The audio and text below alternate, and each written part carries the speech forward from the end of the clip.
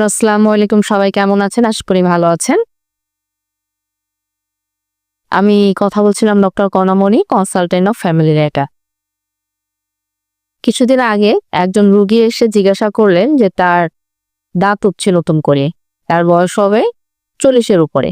আসলে কি সেটা সম্ভব? আসলে সেটা আর সম্ভব না। কারণ আমাদের যে দাঁত ওঠে, বাচ্চাদের যখন দাঁত ওঠেন 6 মাস বয়স থেকে দাঁত ওঠা শুরু হয়, এবং 6 মাস থেকে দাঁত ওঠা যখন শুরু হয় 2.5 থেকে 3 বছরের মধ্যেই 20টা দাঁত উঠে যায় বাচ্চাদের যে দুধ দাঁত ওঠে। এবং এই দুধ দাঁত পড়ে যায় 6 বছর বয়স থেকে। 6 বছর বয়স থেকে দুধ দাঁত পড়া শুরু হয়ে যায় এবং স্থায়ী দাঁত ওঠে। এটা 12 থেকে 13 বছর বয়সের মধ্যে পুরোপুরি স্থায়ী দাঁত উঠে যায়।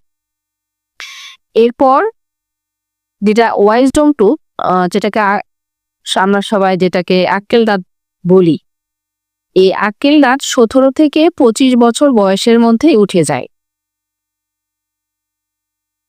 এই দাঁত অনেকের ক্ষেত্রে আবার একটু দেরিতে ওঠে, আবার অনেকের ক্ষেত্রে ওঠে না। কিন্তু এরপর আর নতুন করে দাঁত ওঠা সম্ভব না।